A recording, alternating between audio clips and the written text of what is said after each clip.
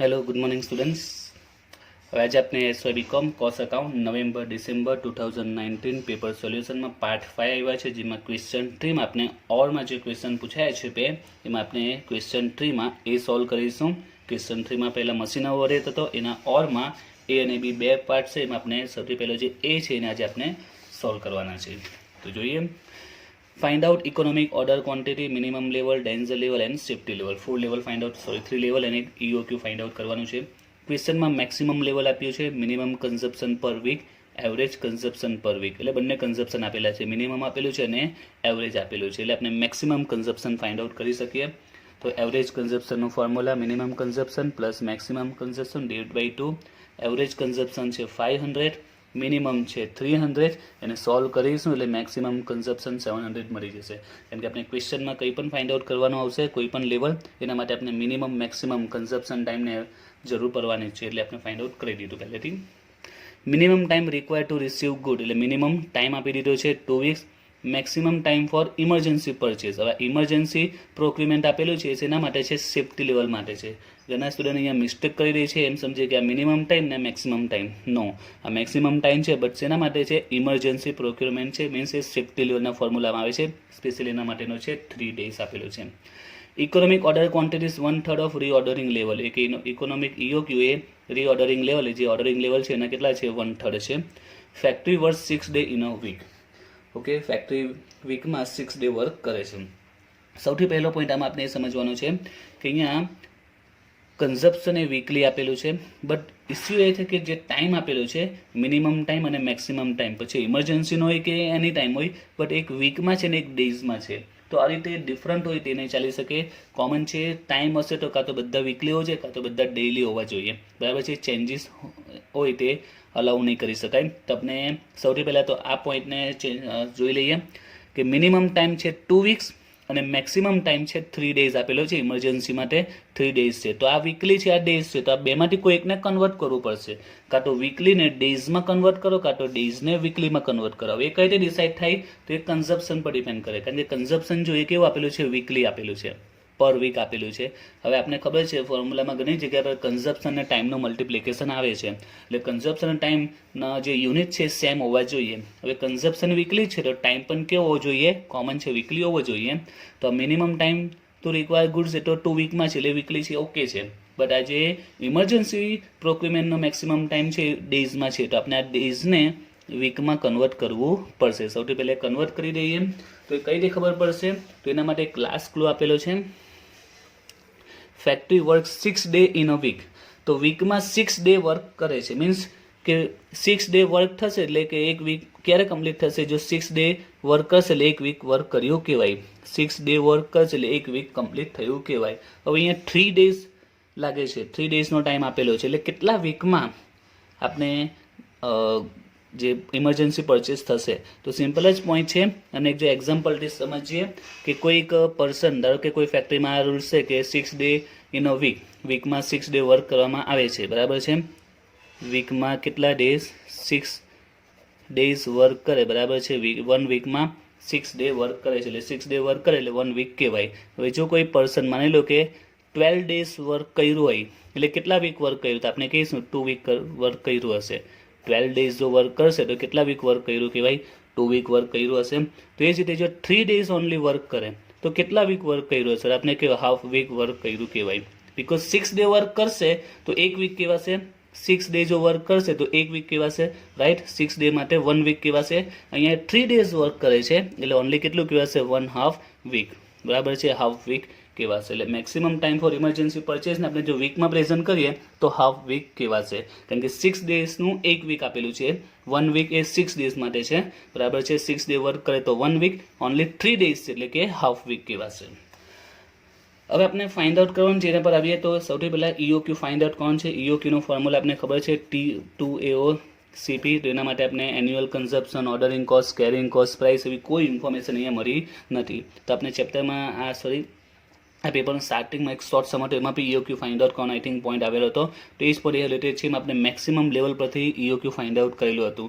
તો જ્યાં બી ક્વેશ્ચનમાં આવી રીતના કોઈ ટ્વિસ્ટ પોઈન્ટ આવે ને તમને જે લેવલનો આન્સર આપેલું લેવલનો ફોર્મ્યુલા મૂકો એટલે ક્લુ મળી જશે. તો ક્વેશ્ચનમાં મેક્સિમમ લેવલ આપેલું છે 5000. તો તમારે ત્યાંથી શરૂઆત કરો ને મેક્સિમમ લેવલનો ફોર્મ્યુલા યુઝ કરી લેશો એટલે એમાં કોઈને કોઈ ક્લુ મળી જશે.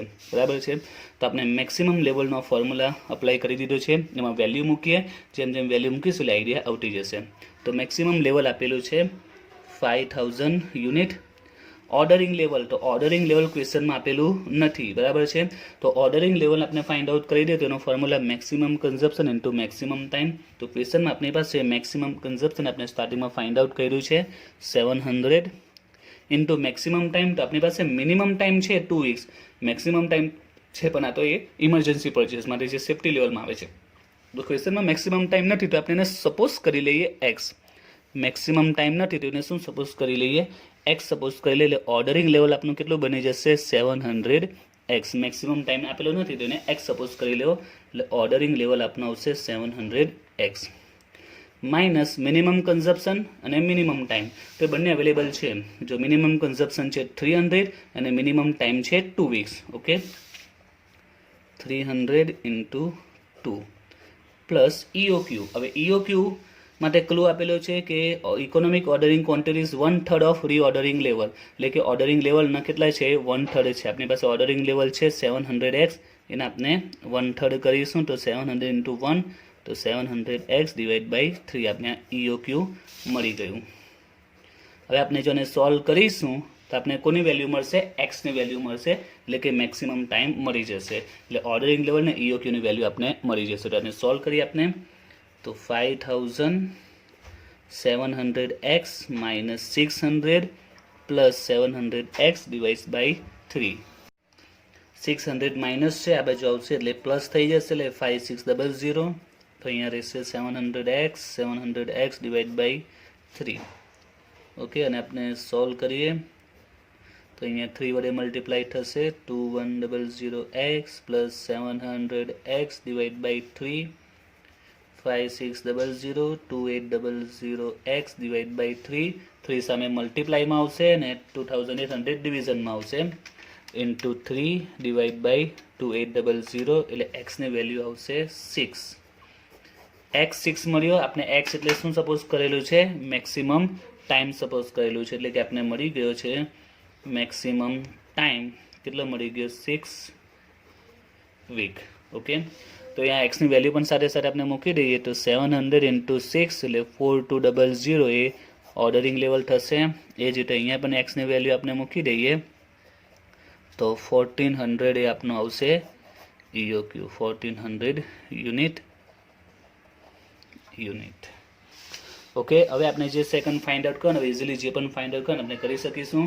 તો ઈઓક્યુ સૌથી પહેલાં ફાઇન્ડ આઉટ કરવાનું છે. તો ઈઓક્યુ આપણે મળી ગયું છે 1400 યુનિટ. સૌથી પહેલાં ઈઓક્યુ ફાઇન્ડ આઉટ કરવાનું છે તે મળી ગયું 1400 યુનિટ. દેન ફાઇન્ડ આઉટ કરવાનું છે મિનિમમ લેવલ. તેનો ફોર્મ્યુલા છે ordering level minus average consumption into average time. તો ઓર્ડરિંગ લેવલ છે આપણી પાસે મળી ગયું 4200. Average consumption into average time. તો એવરેજ કન્ઝપ્શન છે 500. એવરેજ ટાઈમ આપણે ફાઇન્ડ આઉટ કરી દઈએ. આપણી પાસે મિનિમમ ને મેક્સિમમ ટાઈમ અવેલેબલ છે જ. મિનિમમ ટાઈમ છે 2 વીક્સ પ્લસ મેક્સિમમ ટાઈમ અત્યારે આપણે ફાઇન્ડ આઉટ કર્યો 6 વીક એટલે આવશે 4. તો 4200 માઇનસ 2000 એટલે આવશે 2200 યુનિટ. ત્યાર પછી ડેન્ઝલ લેવલ. તો એનો average consumption into maximum time for emergency purchase. તો એવરેજ કન્ઝપ્શન છે 500 અને maximum time for emergency procurement purchase તે આપણે શરૂઆતમાં ફાઇન્ડ આઉટ કરી દીધું છે એ 1/2 વીક છે. એટલે આન્સર આવશે એનો 250 unit. Then safety level last find out કરવાનું છે. સેફ્ટી લેવલ એનો ફોર્મ્યુલા છે maximum consumption into maximum time minus average time. Maximum consumption છે આપણું 300 ઇન્ટુ મેક્સિમમ ટાઈમ આપણે ફાઇન્ડ આઉટ કર્યો 6 માઇનસ એવરેજ ટાઈમ 4. તો 300 6 માઇનસ 4 તો તો 6 - 4 એટલે 2 આવશે. સોરી, અહીંયા મિસ્ટેક થઈ ગઈ છે. એવરેજ મેક્સિમમ કન્ઝપ્શન 700 છે. 700 into 2 1400 યુનિટ. મેક્સિમમ કન્ઝપ્શન 700 છે. ઓકે, તો આની સાથે આપનો સમ કમ્પ્લીટ થાય છે. તો આ ચેપ્ટરમાં એટલે કે આમ મેથડમાં સ્ટોક લેવલ માટે કોઈ બી ટ્વિસ્ટ પોઈન્ટ હોય, તમારે જે લેવલની વેલ્યુ આપેલું એ લેવલનો ફોર્મ્યુલા મૂકી દો અને એમાંથી કોઈને કોઈ ક્લુ તમને મળી જ જશે. ઓકે.